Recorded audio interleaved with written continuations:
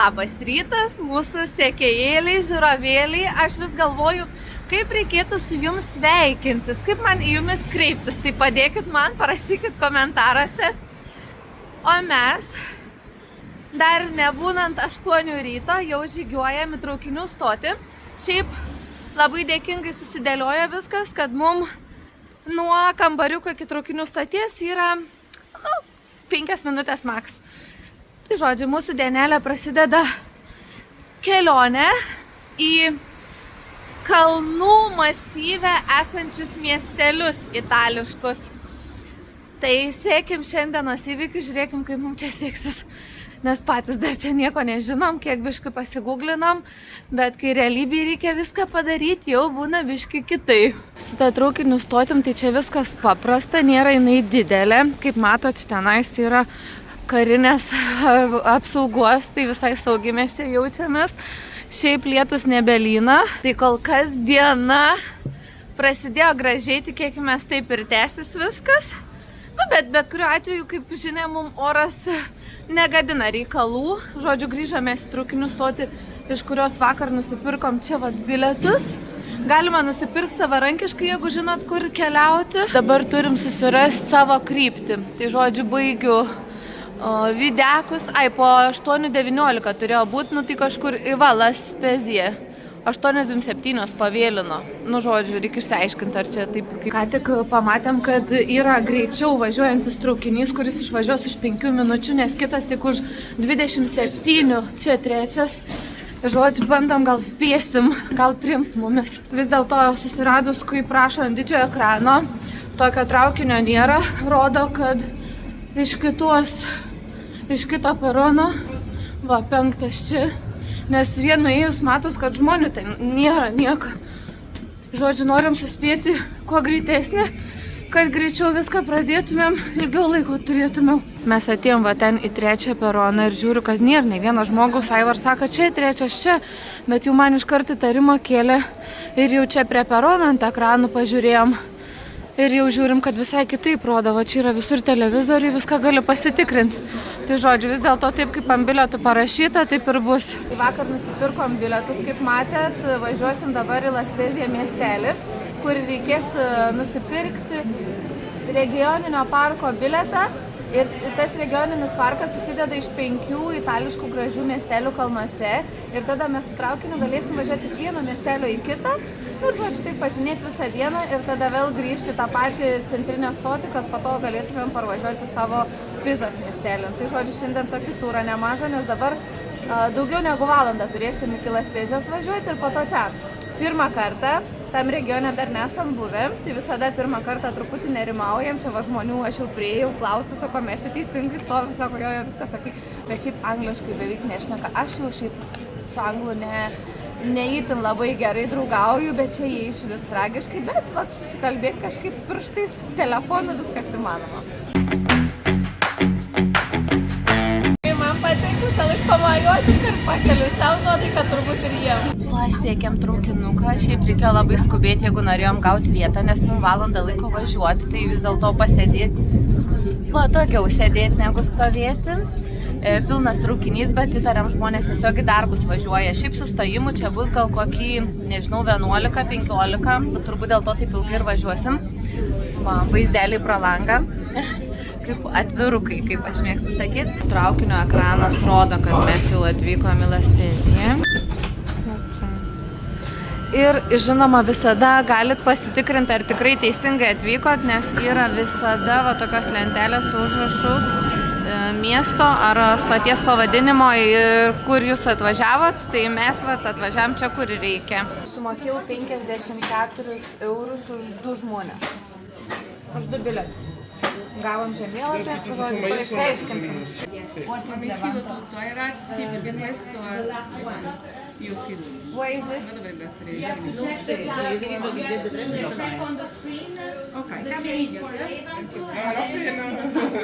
Mes dabar turėjom pakeisti kryptį, susirasti kitą traukinį ir važiuojam į Levanto, kažkokią tais vietą.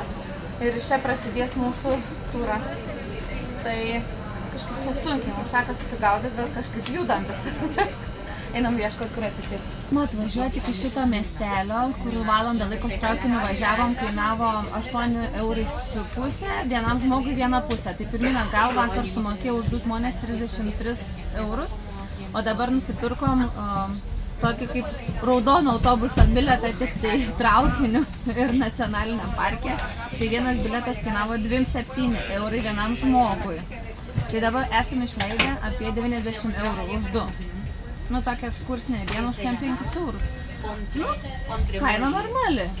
Kaip važinėti, iš tikrųjų atstumai dideli, nemažai mes čia nuvažiavom. Tai dabar žiūrėsim, kad tik tai pavyktų kuo daugiau pamatyti. Šiaip lietus nelijo, kas svarbiausia. Noriu trumpai apibendrinti, kad iš Laspesijos miestelio išlipus iš traukinio turi susirasti informacijos centrą ir nusipirkti naujus bilietus, kuriuos jau rodžiau ir kainavo 27 eurai. Ir Cinque Terre visas nacionalinis parkas susideda iš 5 miestelių. Tai mes atvažiavom ką tik į tolimiausią Monteroso.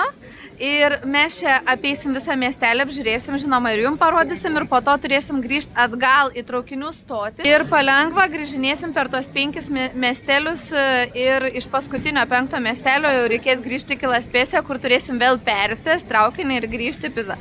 Žodžiu, viskas labai painiai atrodo, bet nėra taip painiai, kaip gali įsivaizduoti. Einam pažiūrėti, kur mes čia atvykom. Nežinom, ar tiesa, bet rašo, kad į tualetą, pavyzdžiui, su šitais bilietukais turėtų nekainuoti. Euriuką sutaupykim, Aivarai. Kodėl ant to nebėga? Pedalą paspaust blondę. Okei. Nu va, kokių naujų technologijų. Valtelėm dar ne sezonas, uždengtos, laukia savo eilės. O mes keliaujam va čia, iš arčiau viską apžiūrėti. Prieit iš arčiau, įsivaizdavau, kad galėsim anuoj tokioj kaip ir molo pusėj, bet daug ar aptverta, praeit per daug dar niekur iš arti negalim.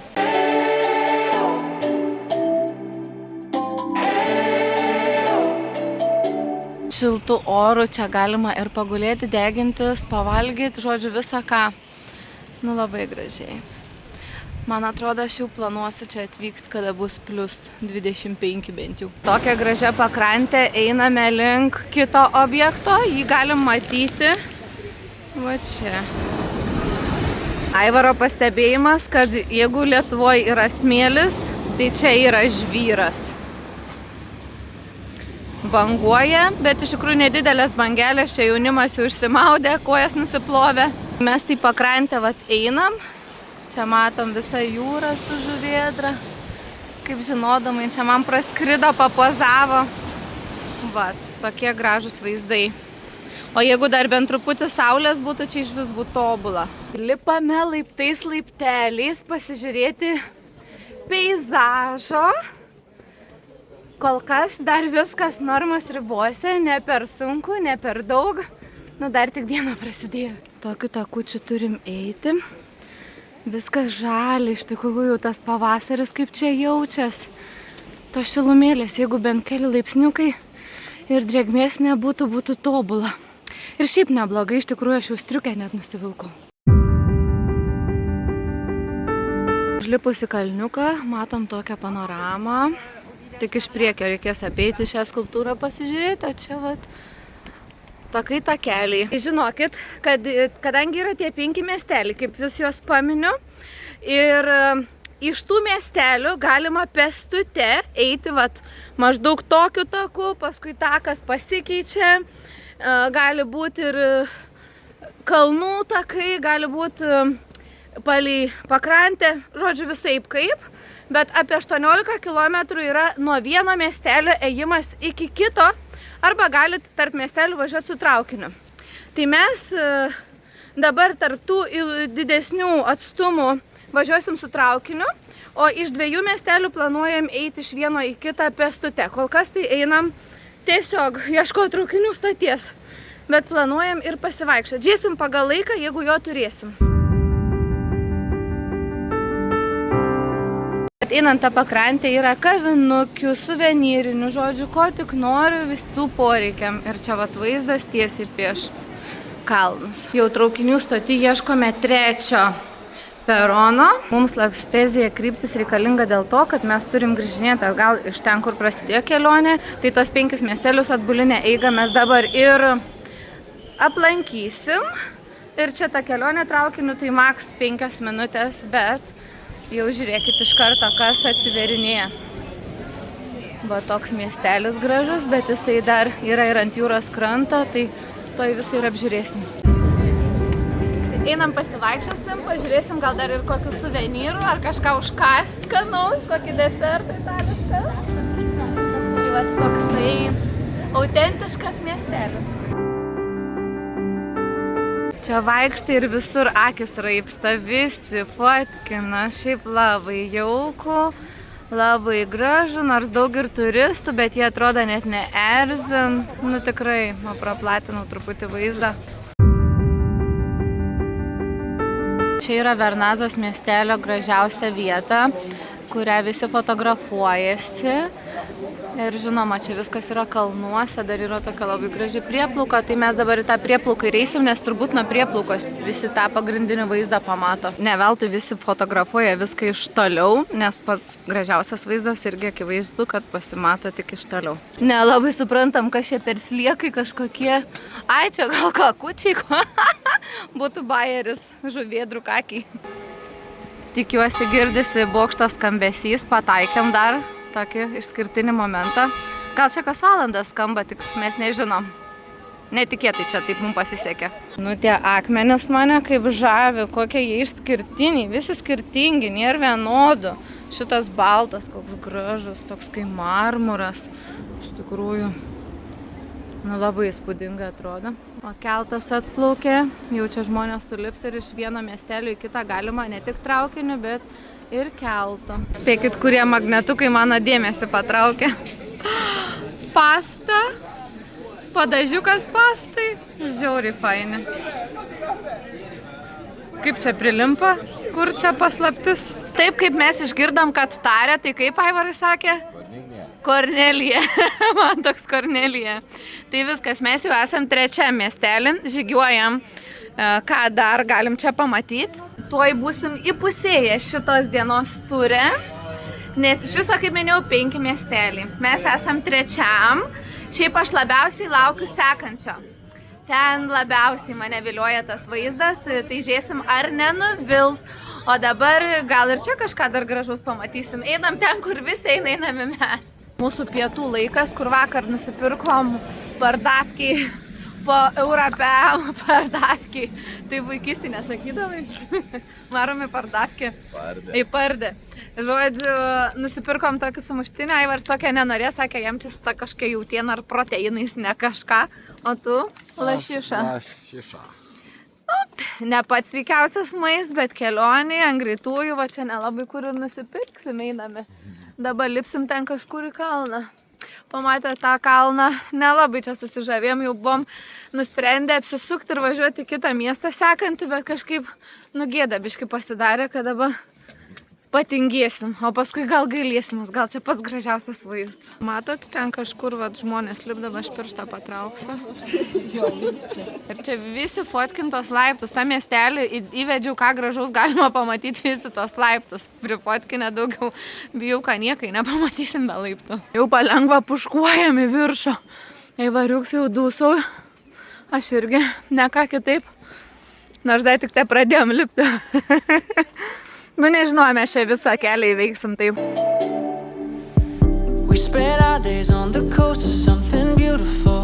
Miestelio panorama atsiveria, ten matosi jūra.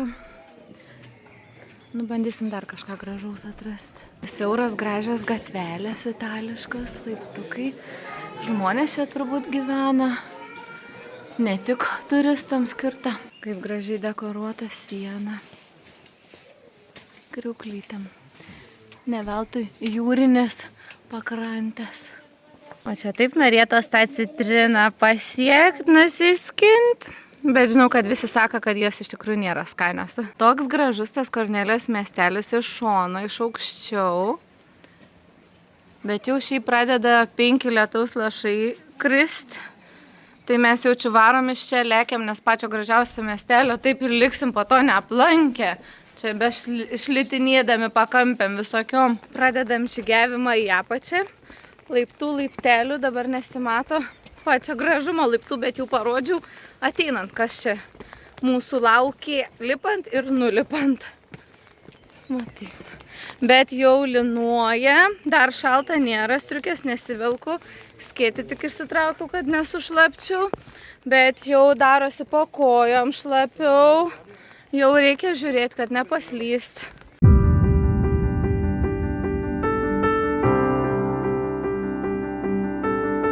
Važiuojame mano labiausiai išlauktą 4. miestelį. Čia tie traukiniai iš tikrųjų labai dažnai važiuoja. Nėra problemos, bet dabar bėgom tiekinom, nes matom, kai jau atvažiuoja.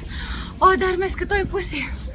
Čia ilgai nevažiuosim, irgi porą minutėlių, kad tik atsipūst ir iš traukinio išlipus. Va dabar iš karto toksai tunelis, pro kurį perėjus, aišku, virš to tunelio tai yra kalnas. Jį perėjus, kas bus? Gražus miestelis. Šviesa tunelio gale. Einam žiūrėti. Baigiam priartėti prie šviesos tunelio gale. Pažiūrim, kas čia gražaus atsivers. Kol kas nieko. Bet ieškuosim to gražaus. Aišku, čia jie visi autentiški tie miesteliai, tie spalvoti namukai, siauras gatvelės, kavinukės. Tokia gera nuotaika tuo klausimu. Bet tik tai ne dėl oro sąlygų. Žuvėdros, žuvelės, visas komplektas, žodžiu. Einam pažiūrėti, kam atvers. Nu, gražus tie itališki miesteliai, sakykit, ką norit.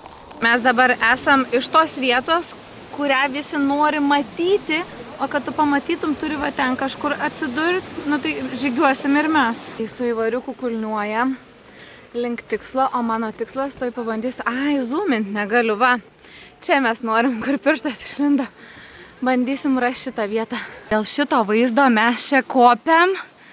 Man jisai labai gražus. Aš iš nuotraukų, iš video, kiek prisižiūrėjau, tai mano pagrindinis tikslas šio turo buvo va šitas vaizdelis, bet eisim aukštyn, kad viską pamatytumėm ir be palmės.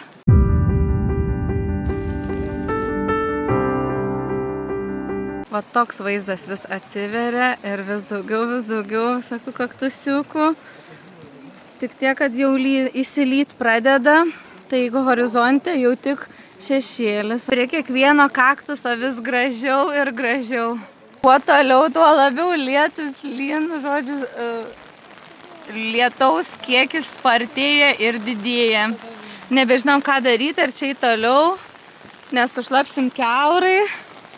Ar eit kažkur, gal susirasim, kur kavytės atsigersim, tiesiog pasimėgausim vaizdų šį kartą. Mes su įvariuku kokie suartėję jaučiamės. Į parankytę susikabinę einam, po skėčių vienu priim, po skėčių mus. Kadangi po truputį leidžiamės žemyn, tai atsiveria daugiau plačiau olos, kalvos, ar kaip čia ją pavadinti. O čia pačioj dar takeliai. Ir man atrodo, mes tais takeliais ir grįšim link prieplaukos. Taip jau oras sudėliojo, kad gražiausioje vietoje, kur aš labiausiai norėjau apsilankyti, labiausiai šiandien lietus lyna. Nu, bet nieko tokio. Pasimėgaut gražių vaizdų galima ir per lietų. Šiandien kažkaip man toj kelionė į lietus gyvenimą negadin. Aš tam susitaikiau, pasirinkau tinkamą aprangą, viską.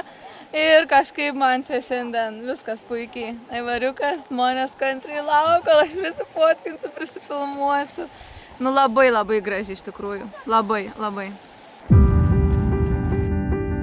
Noriu parodyti šitą gražų vaizdą, be skėčio, kad neužstočiau kažkokio elemento gražaus. Šioj kelionėj taip susitaikiau su tą mintim, kad lietus lis ir taip manęs nieks neerzin. Kad tiesiog galėčiau be skėčio būti. Ir, pavyzdžiui, tas lietingas toks darganas rūkas virš kalnų, jis savo grožį kažkokį duoda. Bet einam į mano gražiausią vietą dabar. Man atrodo, iš kiekvieno kampo noris filmuoti man čia taip gražu. Nu, aš senai vesiu tokį gerą jausmą, jautus, kad norėčiau iš visų kampų fiksuoti viską.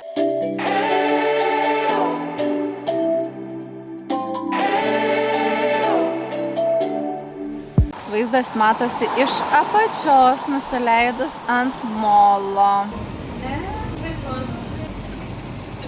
Laukiu ledų.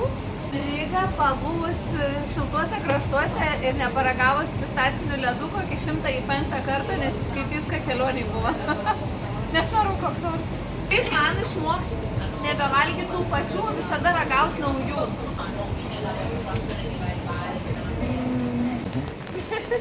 Atvažiavom į paskutinį miestelį. Išlipus iš traukinio reikia vėl tokiu tuneliu pereiti ir atsidursim pačiam miestelį. O šiaip skaičiuojam, kad truputį permokėjom, nes nežinojom sistemos. Tikėtina, kad jeigu būtumėm savarankiškai atvažiavę į paskutinį miestelį, tą, ką mes pradėjom dienos pradžiai, be jokio to turo, be to bilieto į nacionalinius kažkokius muziejus, parkus, čia mes nieko nesinaudojom, nei autobusais papildomais, tiesiog traukinio važiavimą. Tai būtų pigiau išėję, būtumėm sutaupę kokį kaip minimum 10 eurų žmogui. Tai šiandien, jeigu kas klaustų, sakyčiau, La Spesijoje tikrai neapsimoka pirkto Cinque Terre nacionalinių parkų bilietuko, nes per brangiai mums čia gavos. Jeigu mes būtumėm iš Pizos tiesiai važiavę iki paskutinio miesto, būtumėm sutaupę. Tai yra kaip yra. Tai jeigu kas norėsit daugiau informacijos, parašykit man Instagram'e Brigapo, papasakosiu. Gal čia per painiai dabar viskas jau gaunas. Jei atvirai, tai tas lietus jau gadina mum gyvenimą šiandien. Nebesinori nei per daug vaikščiot, o ir tie miesteliai pradeda panašėti, tie namukai, gatvelės, parduotuvytės suvenyrų. Tai man atrodo, mes čia dar truputį praseinam, kad susidarytumėm įspūdį apie paskutinį miestą ir jau čia eisim kažkur ieškoti, pasėdėti, užkasti gal.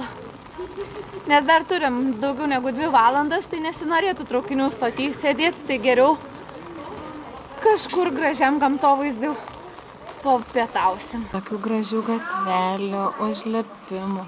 Kokios gražios gėlės, nepatingėsiu, užlipsiu, parodysiu. Iš tikrųjų, mano mama tokia augina, aš neprisimenu, kaip jos vadinas, bet priartinkim biškelį, kad greičiau užlipam suvyktų. Kaip gausiai, kokios gražios. Nu, ką jūs dar? Čia mumis nudžiugins kaip kokiam botanikos sode. Dabar į miestelį žiūrime ne nuo kalno, o tiesiog esame pačiame miestelyje ir žiūrim į jūrą. O čia dar yra katedra ir tiesiog tokia jau ta Italija. Lietinga šį kartą, bet irgi įdomi. Užkniusa mumis per tą lietų vaikščiot, tai atėjom, laukiam pietukų, turim valandą pavalgyti. Svarbiausia, kad spėtumėm. Kaip manai, variks gražiai šypsos.